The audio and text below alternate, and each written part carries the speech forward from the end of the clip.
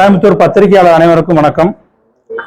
சமவெளியில் மிளகு சாத்தியமே அப்படிங்கிற தலைப்புல நம்ம ஒரு 4 மாவட்டங்கள்ல வருகிற 28ஆம் தேதி ஞாயிற்றுக்கிழமை நம்ம ஒரு நேரடியா களத்துல ஒரு பயிற்சி வகுப்பு நடத்துறோம். இதோட பின்புலம் என்னன்னு கேட்டீங்கன்னா, நம்ம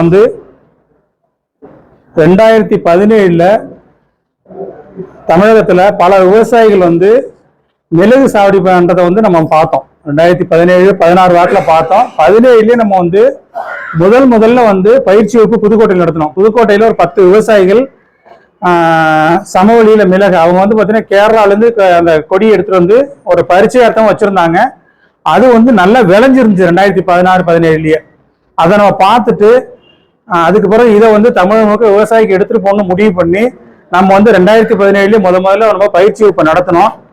அதனோட விளைவு தான் இன்னைக்கு தமிழகம் முழுக்க எனக்கு 37 மாவட்டங்களையும் கிட்டத்தட்ட 3000க்கும் மேற்பட்ட விவசாயிகள் கிட்டத்தட்ட 5-6 லட்சம் நாத்துகள் எடுத்துட்டு போய் நட்டு அதை தொடர்ந்து விவசாயம் பண்ணிட்டு இருக்காங்க. அதுல நிறைய விவசாயிகள் சக்சஸ்ஃபுல்லா பொருளாதார ரீதியாக சக்சஸ்ஃபுல்லா பண்ணிட்டு இருக்காங்க. அதுல ஒரு 4 விவசாய தோட்டத்துல நம்ம இந்த வருஷம் ட்ரைனிங் நடத்துறோம். முக்கியமா பாத்தீங்கன்னா இது எப்படி நடந்துச்சு அப்படின்னா, உங்களுக்கு தெரியும், நம்மளாம் தமிழர்கள். நம்ம பூகோள ரீதியிலும் சரி, நம்மளோட வரலாற்று ரீதியும் சரி, உலகத்துக்கே முன்னோடியான நம்ம தான். என்ன நம்ம முதல் குடின்னு சொன்னா கூட அது தமிழ் குடி தான். அந்த அளவுக்கு மூத்த குடி தமிழர் குடிங்கிறது. அதுவே விவசாயத்திலையும் கிட்டத்தட்ட 12,000 வருஷமா நம்ம விவசாயம் பண்ணவங்க தமிழர்கள் தான். ஏன்னா அதுக்கான ஆதாரங்கள்லாம் இருக்குது. அந்த அளவுல பாத்தீங்கன்னா நம்ம உலகத்தையே ஒரு முன்னோடி எல்லாத்துலயுமே இருந்தோம். நம்ம பொருளாதாரத்துல, விவசாயத்துல எல்லாத்திலயும் முன்னோடியா இருந்தோம். இடைப்பட்ட காலத்துல கொஞ்சம் இது சறுக்கல் இருந்துச்சு. கண்டிப்பா நம்ம எல்லாத்துலயுமே கொஞ்சம் பின்தங்கிய நிலை வந்துச்சு. அதை திரும்ப மீட்டுருவாக்கப்பட்ட நிலையில நம்ம இருக்கிறோம். இப்பவும் பாத்தீங்கன்னா நம்ம உலகத்துக்கே ஒரு முன்னோடியான செயலை செஞ்சுக்கிட்டு இருக்கோம். இன்னைக்கு அவங்களுக்கு தெரியும், புவி வெப்பமயமாதல், பருவநிலை மாற்றம், பல விஷயங்களை நம்ம அனுபவிச்சுட்டு இருக்கோம். இன்னைக்கு 10 மாவட்டத்துல 100 டிகிரி மேல் டெம்பரேச்சர் போயிட்டு இருக்கு. இன்னும் 113 டிகிரி தமிழ்நாடு வருங்கிறாங்க. இதுக்கெல்லாம் காரணம் என்ன பார்த்தீங்கன்னா, தவறான விவசாய முறைகளால நம்மளுடைய வளங்களை எல்லாம் அழிச்சிட்டோம். நம்ம நீங்க பார்ப்போம், ராஜாக்கள் காலத்துல வந்தவொடனே முதல்ல கேட்கறது மாதம் மும்மாறி மழை பெஞ்சுதான்னு. அது சும்மா கேட்கிற வார்த்தை கிடையாது.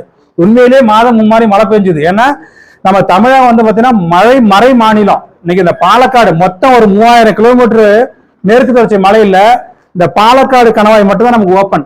இங்க மட்டும் தான் நம்ம காத்து வரும். இது மூலியமா மட்டும்தான் கொஞ்சம் மழை வந்துச்சு வழிய, மற்றபடி மழைக்கு வாய்ப்பே இல்லை.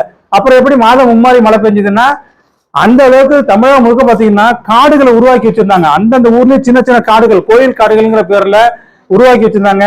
சென்னையில இருந்து கன்னியாகுமரி வரையும் பாத்தீங்கன்னா வெப்பமண்டலம், அதாவது பசுமை மாறா வெப்பமண்டல காடுகள் இருந்துச்சு. அது எல்லாத்தையும் நம்மளுடைய சுய தேவைக்காக நம்ம அழிச்சிட்டோம். இன்னைக்கு பாத்தீங்கன்னா இந்த பசுமை பரப்புங்கிறது ரொம்ப ரொம்ப கம்மியா போயிட்டு, அதுதான் மாதம் மும்மாறி மழைங்கிறது போய் இன்னைக்கு புயல் மழையா மாறிட்டு பருவமழையே இல்லாம போயிடுச்சு. இன்னைக்கு இதெல்லாம் கருத்துல கொண்டுதான் சத்குரு 26 ஆண்டுகளுக்கு முந்தைய பாத்தீங்கன்னா ஒரு சுற்றுச்சூழல் இயக்கத்தை ஆரம்பிச்சாங்க. அது மெல்ல மெல்ல 2004 பசுமை கரங்கள்ல பேர்ல இருந்துச்சு.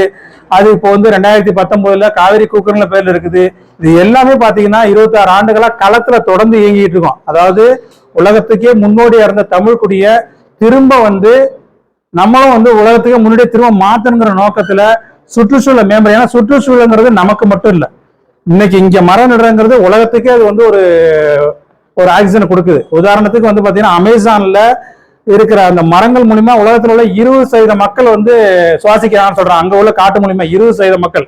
அப்போ இது நம்ம ஊருக்கான தீர்வு கிடையாது. நம்ம ஒரு செயல் செய்யறோம்னா களத்துல மரம் நடுறோம், விவசாயிகளுக்கு ஒரு இயற்கை விவசாயத்தை பத்தி ஒரு ட்ரைனிங் நடத்துறோம். இது எல்லாமே பாத்தீங்கன்னா உலகத்துக்கான தீர்வா இருக்குது. அந்த வகையில நம்ம 25 வருஷமா களத்துல இயங்கிட்டு இருக்கோம். அதாவது மரங்களை ஆரம்ப கட்டத்துல மக்கள் மனசுல பதிய வைக்கிற வேலையை செஞ்சுக்கிட்டு இருந்தோம். அதை பசுமை கரங்கள் திட்டத்தின் மூலமா நம்ம தொடர்ந்து செஞ்சுக்கிட்டே இருந்தோம். அது வெற்றிகரமா நடந்துச்சு. மக்கள் எல்லாமே மரம் நடணுங்கிற விழிப்புணர்வு இருந்துச்சு. திருமணங்கள்ல, சுப காரியங்கள்ல எல்லாருமே மரம் நடுங்கிறத ஒரு கலாச்சாரத்தை நம்ம உருவாக்கணும். அதுல நம்ம வெற்றி பெற்றோம். அதுல நம்ம அதிகபட்சம் ஒரே நாள்ல 8 லட்சம் மரங்கள் நட்டுலாம் கிண்ண சாதனை பண்ணோம். அன்னைக்கு 2006ல அந்த 8 லட்சம் மரங்கள் தான் கிண்ண சாதனை. இதெல்லாம் பண்ணதுனால மக்கள்கிட்ட ஒரு விழிப்புணர்வு இருந்துச்சு.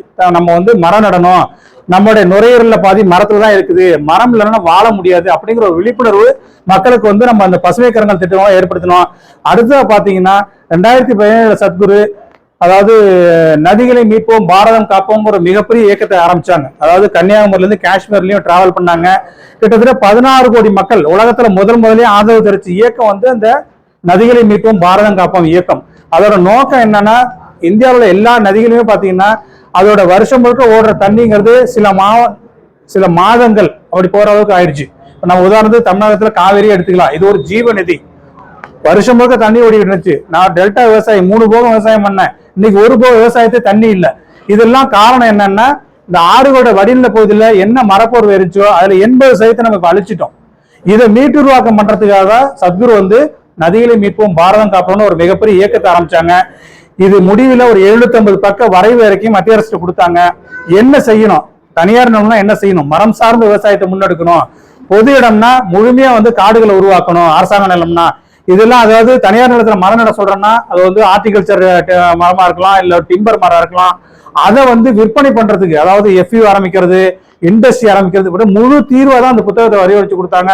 இதை முழுமையா வந்து மத்திய அரசு ஏத்துக்கிட்டு நிதி ஆயோக் மூலியமா அனைத்து மாநிலத்தையும் நடைமுறைப்படுத்த சொன்னாங்க.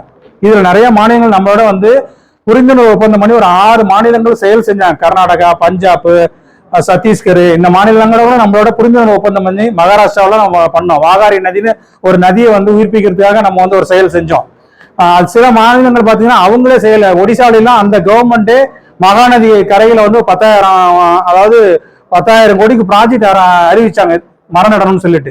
இந்த அளவுக்கு இது விழிப்புணர்வை நதிகளை மீட்பும் பாரதம் காப்போம் இயக்கம் வந்துச்சு. அதுக்கு பிறகு வந்து நம்ம வந்து ஒரு தீர்வா ஒரு நதியை எடுத்து பண்ணணும்னு தான் காவேரி கூக்குரல் இயக்கத்தை ஆரம்பிச்சாங்க. இன்னைக்கு வந்து எதுக்காக இதெல்லாம் சொல்றேன்னா, இந்த சமவெளி மிளகு எப்படி வந்துச்சு, இப்ப நதிகளை மீட்போம் பாரதம் காப்போம் ஆரம்பிச்சு அடுத்து காவேரி கூக்குரல் இயக்கம் ஆரம்பிச்ச பிறகு மரம் சார்ந்த விவசாயங்கிறது மிகப்பெரிய விழிப்புணர்வு வந்துச்சு. 2019 சத்குரு வந்து இந்த ரேலியை துவங்கினோடனே எங்களுடைய நாற்றுப்பண்ணை தமிழகத்துல எங்களுக்கு 40 நாற்றுப்பண்ணைகள் இருக்குது.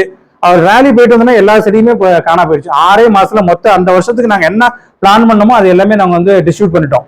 அதுக்கு பிறகு வருஷம் பாத்தீங்கன்னா மிகப்பெரிய ஒரு விழிப்புணர்வு நமக்கு கிடைச்சது. கிட்டத்தட்ட வந்து ஒரு வருஷத்துக்கு 1 கோடி மரங்கள் விநியோகம் பண்ற அளவுக்கு நம்ம வந்திருக்கிறோம்.